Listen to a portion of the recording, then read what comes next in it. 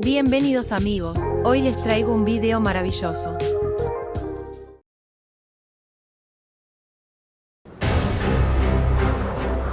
Patagonia is a wild land at the end of the earth, pounded by ferocious storms and surrounded by violent seas. Huge glaciers rip through a landscape carved by ice. Survival here means being tough enough to cope with brutal winters and canny enough to exploit short seasons of opportunity. On land, wildlife struggles in one of the world's most extreme environments, but oceans explode with life. This is South America's most rugged wilderness.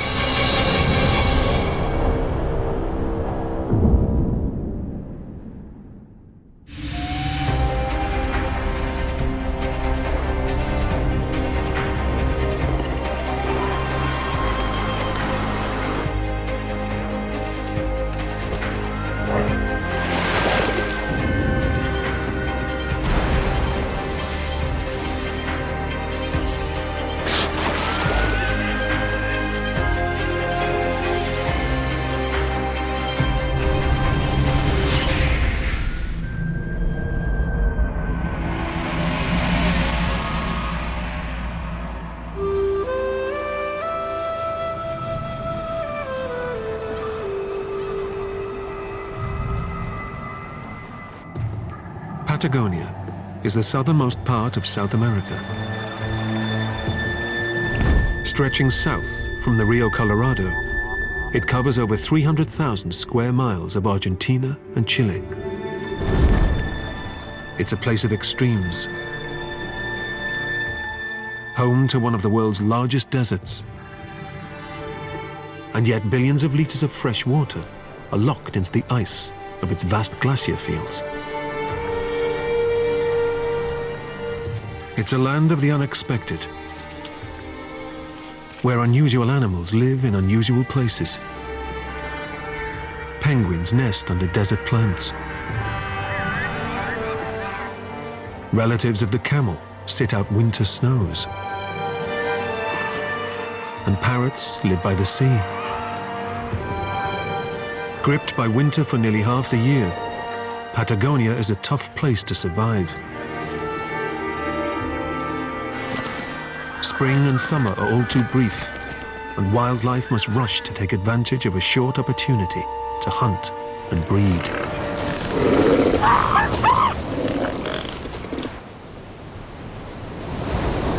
On the northeast coast, the ocean collides with a remote peninsula. It's the ideal place for sea lions to rear their pups. It's the end of summer. For the last 2 months, the pups have enjoyed the safety of the beaches. But now they're getting curious and venturing into the water. They need to perfect their swimming skills before winter returns, and they have to take their first journey out to the open ocean. Surfing the shallows, they flex their flippers and gear up for a life at sea.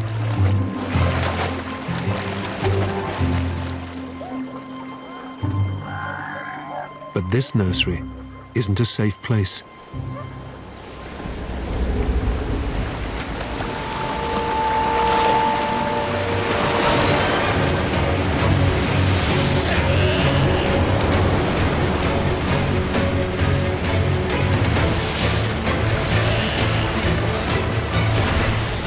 Orcas, or killer whales, are the ocean's apex predators and one of the most intelligent animals in the water.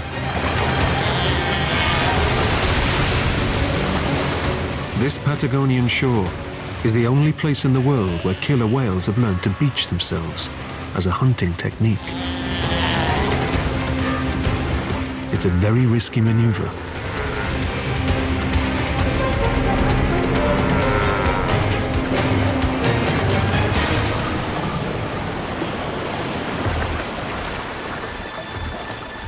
If they get stranded on land, their bodies would quickly collapse under their own weight.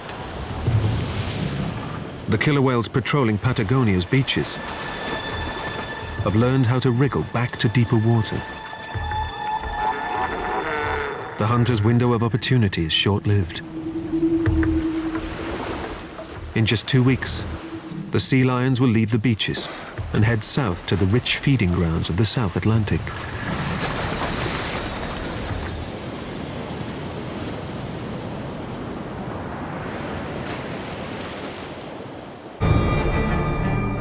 The southernmost tip of South America breaks up into a maze of fjords and islands. This archipelago at the end of the world is called Tierra del Fuego. Its most southerly headland, Cape Horn, is a treeless island of rock that marks the place where the Atlantic and Pacific Oceans meet. Antarctica is just 1,000 kilometers away. The seas around Cape Horn are some of the most notorious in the world, pounded by gale-force winds and dominated by waves up to 30 meters high. In the 16th century, explorers came here in search of a trade route to the Spice Islands and the riches of the East Indies. But for many, both boats and dreams were dashed against the rocks.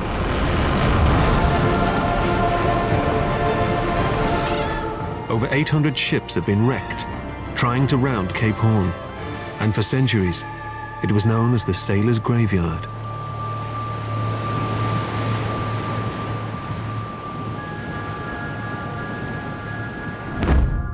Cold water from Antarctica pushes north along South America's west coast, from the southern tip of Chile, right up to the equator.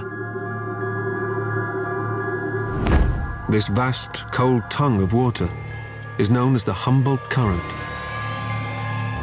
Bringing nutrients up from the deep, it powers the most productive marine ecosystem in the world.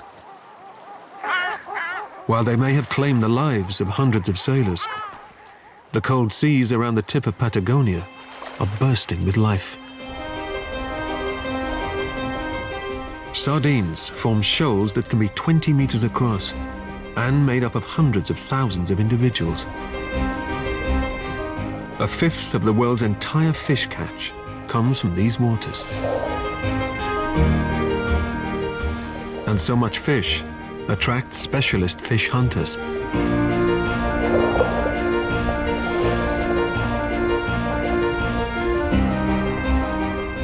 A sea lion is one of the most skillful predators in the ocean.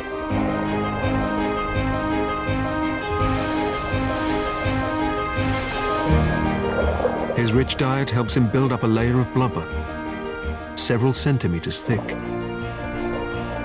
keeping him warm in almost freezing water.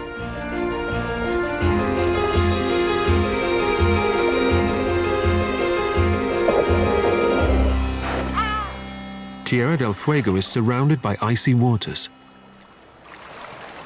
but its name means land of fire.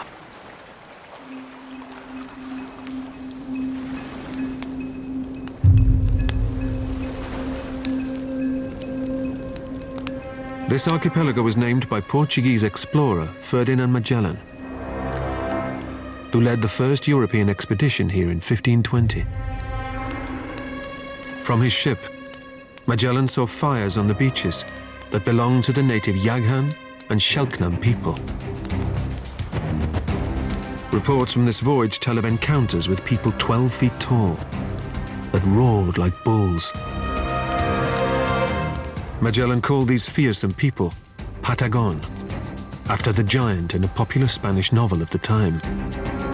It was an outrageous exaggeration, but the mythology stuck, and Patagonia, the land of giants, was born.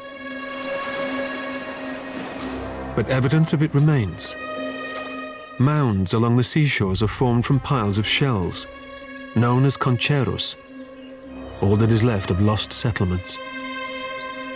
Women would coat themselves in seal fat and dive for shellfish in the cold waters. Men built canoes and huts from native lenga beech trees. The vanished people left their mark here, but there is something new that is changing the landscape dramatically.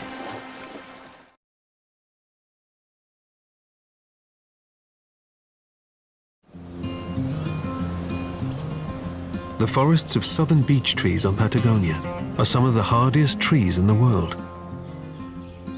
They tolerate gale force winds and survive temperatures as low as -30 degrees. But they're succumbing to a new enemy: beavers. This male works hard to stockpile food for his family before the winter takes hold.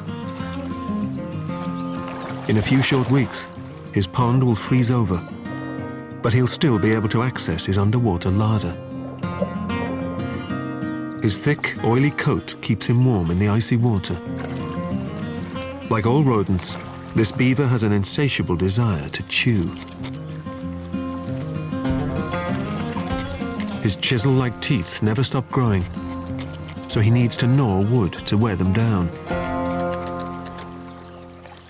This male is descended from just 50 Canadian beavers that were released in Tierra del Fuego in the 1940s to start a fur trade. The beavers thrived. Today, he's one of over 100,000 beavers here, and their dams have flooded thousands of hectares of Tierra del Fuego. These southern beech forests can't regenerate from the stump, so beaver damage kills them outright.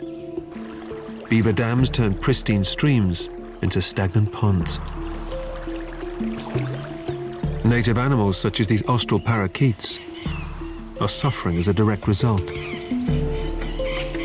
These little birds live further south than any other parrot in the world.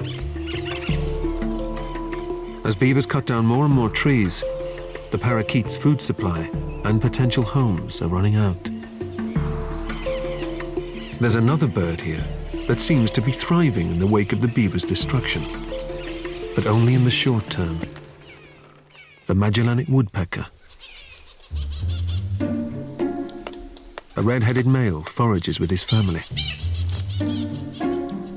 Decaying logs felled by beavers are prime habitat for grubs. And the woodpeckers have the perfect tools to dislodge them. The beak is hard, and like the beaver's teeth, never stops growing. It's worn down by the bird's incessant hammering. Huge feet have toes that face both forwards and backwards, helping them keep a firm grip. And specially stiffened tail feathers brace against a tree like a tripod. But the woodpecker's secret weapon is its tongue, covered in sticky saliva and barbed at the end. It's the ideal weapon for skewering juicy prey.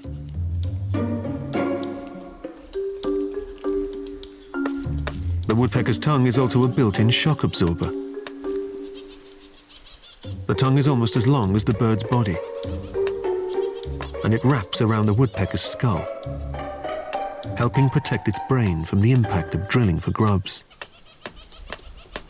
But the woodpecker's boom time won't last. Beaver-damaged trees rot away to nothing, and the forests are shrinking. Eventually, there won't be enough trees to support woodpeckers at all.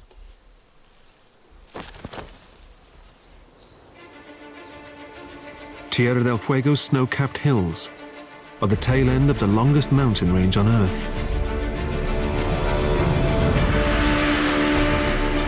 The Andes.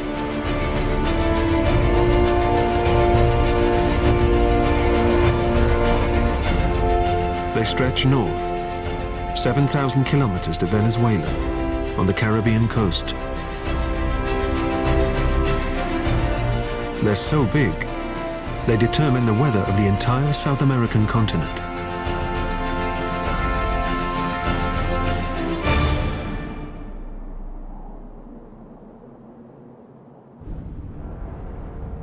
At the onset of winter, moisture-laden air blowing in from the Pacific Ocean is forced up the steep slopes. Already chilled by the Humboldt current coming up from the Antarctic, water vapor in the rising air condenses and falls as snow, which gradually compacts into ice. 20,000 years ago, the whole of southern Chile was covered by ice. Today, just 4% of this ice sheet remains in 2 ice fields. The larger of the two, the southern Patagonian ice field, still extends nearly 17,000 square kilometers. It's the second largest expanse of ice in the world outside the poles.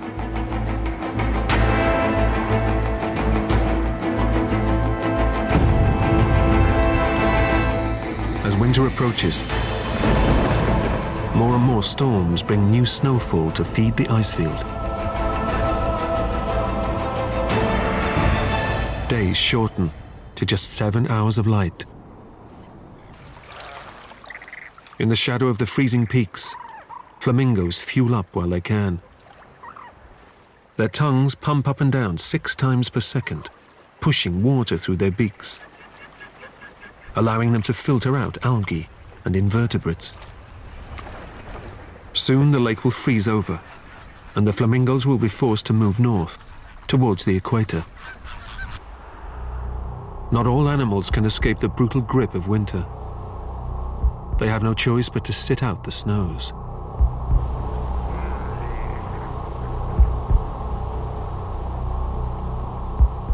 This guanaco's double coat of fur helps it cope with the cold. A fine down layer close to the skin insulates against the biting wind. And coarse outer hairs keep wet snow away from its body. Guanacos stick together in herds, keeping a wary eye out for danger.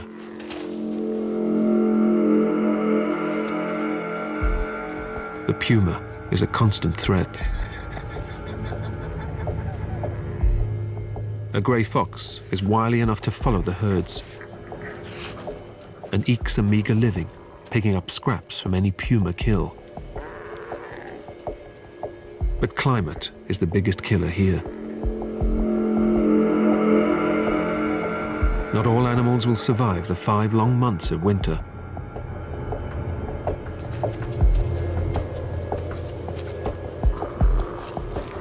Guanacos recycle each mouthful of food, extracting every last nutrient available.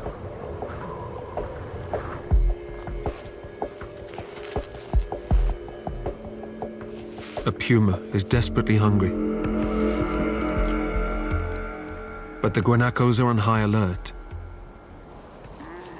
And without the element of surprise, the puma has little chance of making a kill.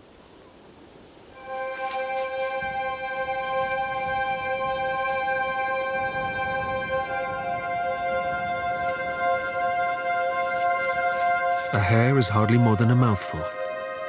But in these lean times, it could be the difference between life and death.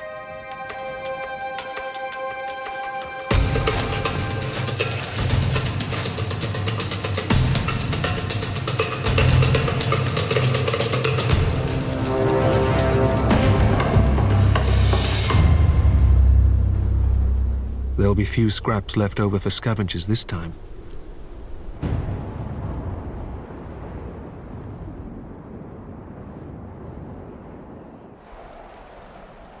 Winter loosens its grip, but never lets go of Patagonia's mountains completely.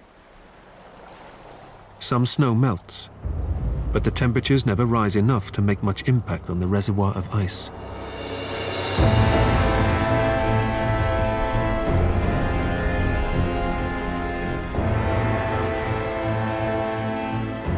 "48 glaciers slowly flow down the mountains from the southern Patagonian ice field.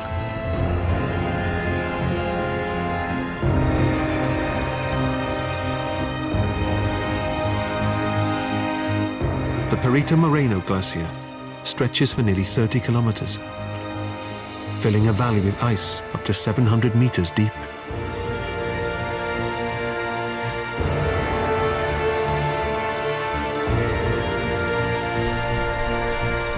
Its front end is 5 kilometers wide and towers over 70 meters above Lake Argentine.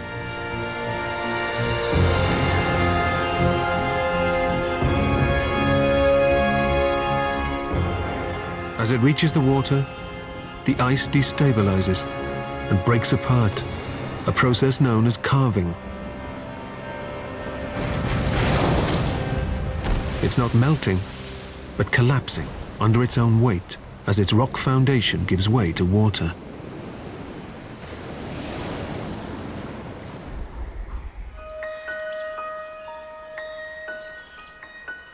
At last, the days begin to lengthen, and the snow line creeps uphill.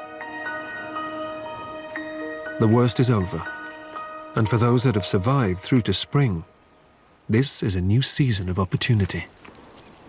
Grey foxes squabble over a guanaco carcass, uncovered by the melting snow. But they need to be quick.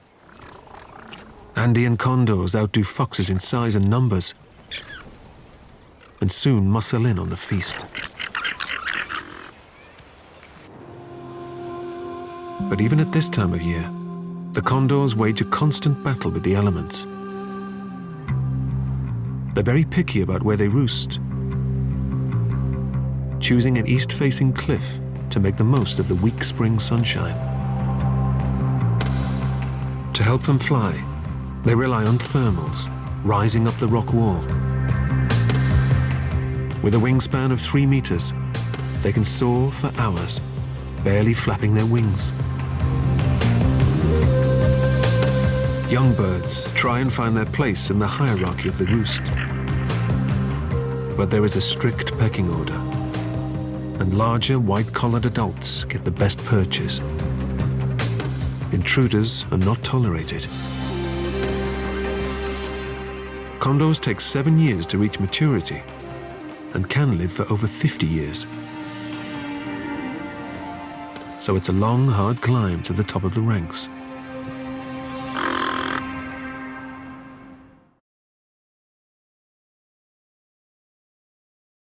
Si te gustó, dale like y suscríbete. Gracias.